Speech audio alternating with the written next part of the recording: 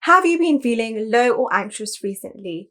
Do you need tips on how to take better care of your mood and your mental health? Well, watch this video to find out more.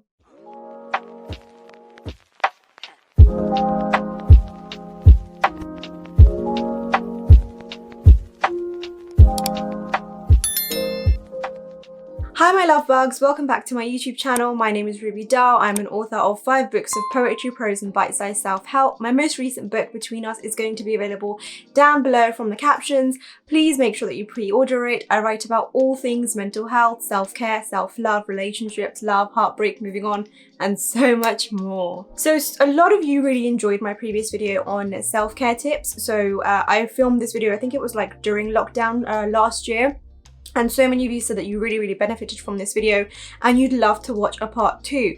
Now, there's so many self-care tips that I wasn't able to include in this first video, which I would love to share with you all in this one. So the previous year and a half has been very difficult for our mental and emotional health. A lot of us struggled with taking care of ourselves. A lot of us weren't able to put the time into our well-being because even though time was all that we had, we didn't have the willpower or the motivation to be able to go ahead and do it.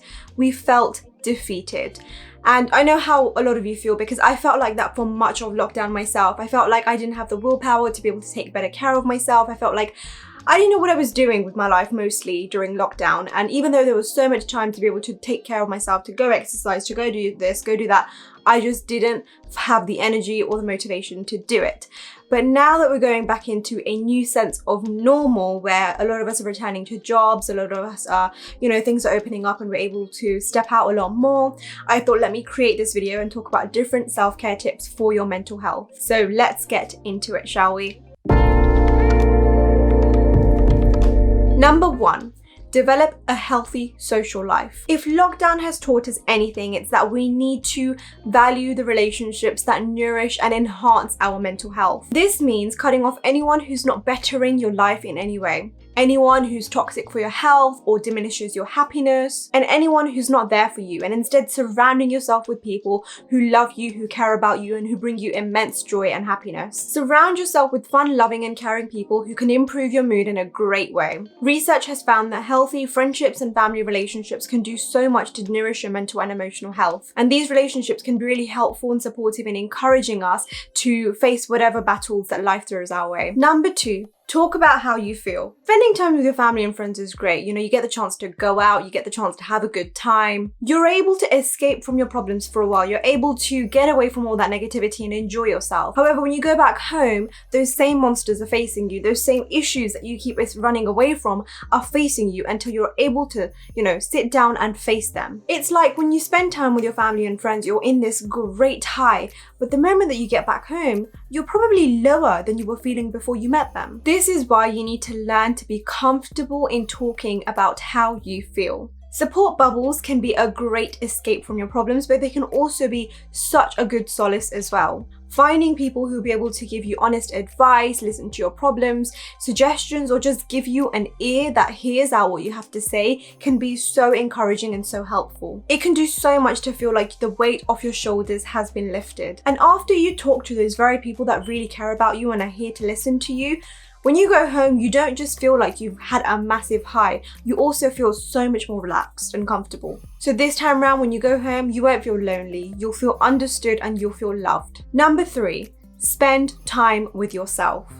As important as it is to spend time with other people as part of your self-care routine, there's a lot of self-care that involves spending time with yourself and doing the work with yourself. This means that you need to find new ways of feeling comfortable in your presence without feeling alone or without feeling lonely. Start doing a new activity for company just by yourself. A few examples include reading a book, watching a new series on Netflix, going for walks, learning how to cook, baking, doing yoga, going to the gym, trying out a new sport, taking yourself out on a date, going on day trips, or joining a club, to name a few. There's so many options to choose from and there's so much to do out there. And the great thing about spending time with yourself, right, is that you're only reliant on what you want to do for the day. And even if the day goes bad, you've only let yourself down. So, try out something new. If it doesn't go well, there's no one else you're letting down apart from yourself. And then you can just try it again and try something new. It's so much better than,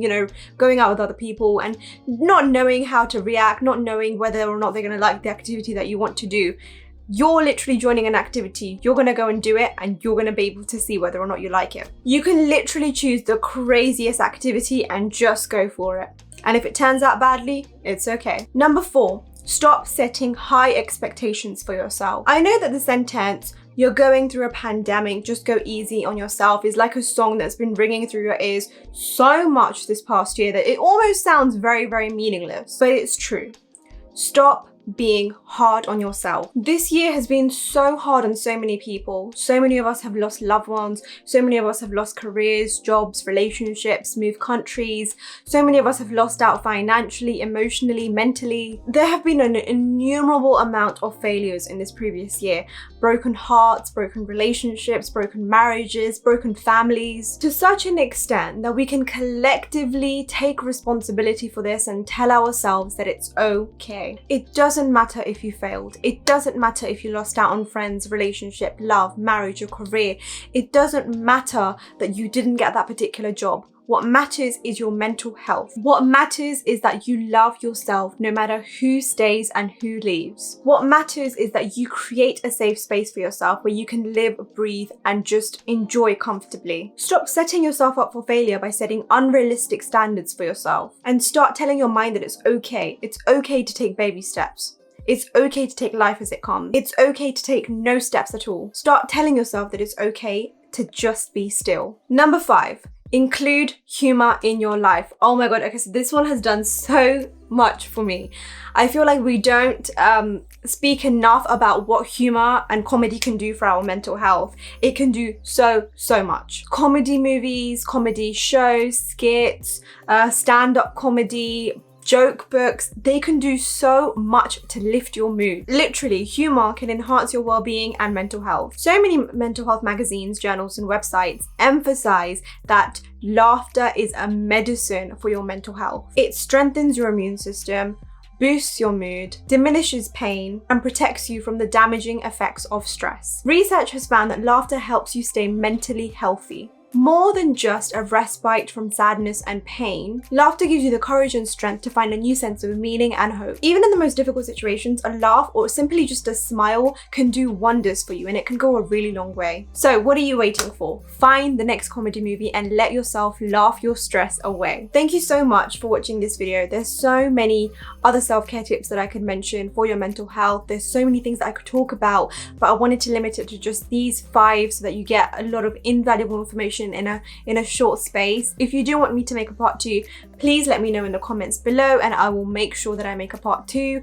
And if you like this video, please like, comment, and subscribe. Please share, and I will see you all next week. Adios.